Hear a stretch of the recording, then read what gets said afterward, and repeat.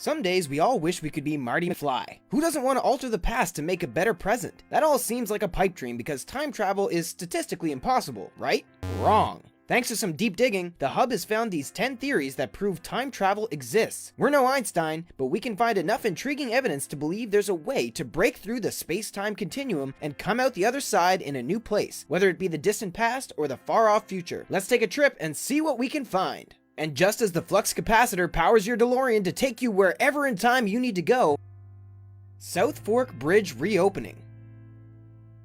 After a major flood in Goldbridge, British Columbia, the town's South Fork Bridge was closed for repairs. Upon its reopening in November 1941, a black and white photograph was taken commemorating the local event. Thus began the legend of the time-traveling hipster. In a sea of fedoras and side parts, this man's hair is the type of unkempt messiness that would seem at home in a modern freshman dorm. With others wearing reading glasses or no spectacles at all, this guy displays an unmistakable pair of shades over his unfazed eyeballs. While others wear suits and the more formal attire of the day, this man wears an open sweater that could probably be bought for $70 at an Urban Outfitters near you, only a mere couple of weeks before the Japanese attack on Pearl Harbor that brought the United States into World War II. Beneath it, he's wearing what seems like a graphic t-shirt. All the while, he's holding a small portable camera, perhaps to document the occasion for his civilization in the year 2300. Does the rebuilding of this bridge have major implications for later events? We may not know yet, and there may be some simple explanation for his clothing, but one thing's for sure, we're on to you, future boy. We're on to you. Woman with cell phone.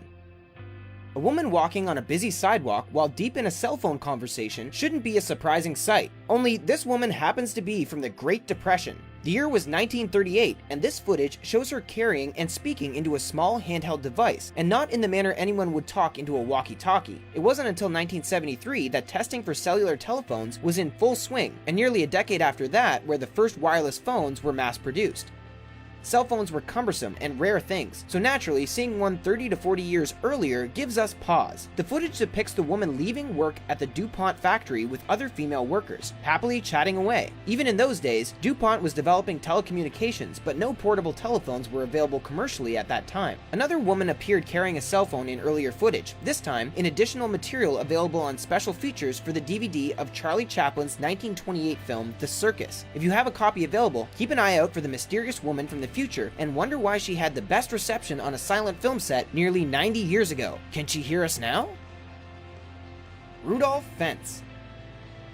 The odd tale of Rudolph Fentz begins like any ordinary day, in the Twilight Zone. On a sunny day in 1950, in the middle of Times Square, the hustle and bustle of New York City was on full display, crowded with tourists, businessmen, shoppers, and vendors. But the busy square was about to get shaken up by the appearance of an even older and timier individual. With a loud crash, the traffic came to a halt, and the bystanders became witnesses as a man in a Victorian-era suit and a 19th century demeanor was struck dead by a passing streetcar. According to materials found on his person, Rudolph Fentz was his name, and by the look of the contents in his pocket, they found old currency, a receipt for a horse and buggy, and business cards, and a letter noting his address on 5th Avenue. After a long search by the NYPD, it was discovered that a Rudolph Fentz Jr. had died 5 years before. The widow disclosed that her husband's father went missing in 1876 at the age of 29 and was never heard from again. Could that missing person have been the Mr. Fentz who appeared one fine day in 1950, found again after 74 years?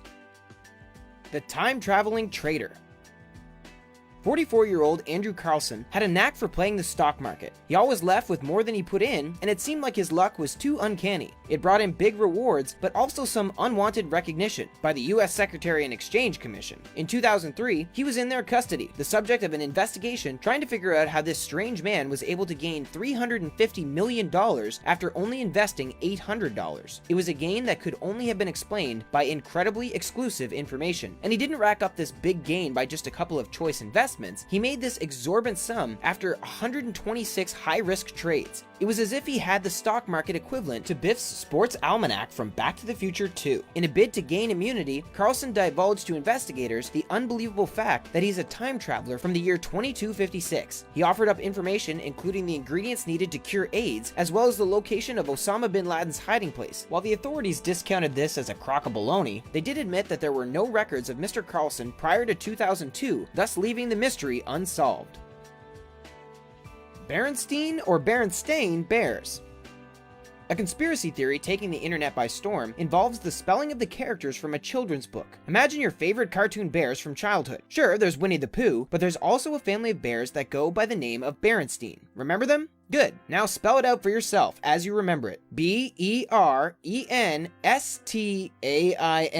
If you thought their name ended in EIN, then you've been remembering it incorrectly, and chances are you're one of many. Thousands of YouTube views and Reddit comments later, an entire army of web users have come to the unsettling conclusion that our shared memory of the Berenstain Bears surname is proof that we live in some kind of alternate reality. In fact, this kind of thinking is referred to as the Mandela effect, named because of a large number of people sharing the same memory of Nelson Mandela dying when he was in prison. Theorists claim that these shared memories are the result of, say, a person going back in time and changing a past event that leaves a common dreamlike recollection of the old timeline, even if that event no longer exists. Go ahead and fall down the Google rabbit hole of alternate dimensions. It'll be a fun way to keep yourself awake at night.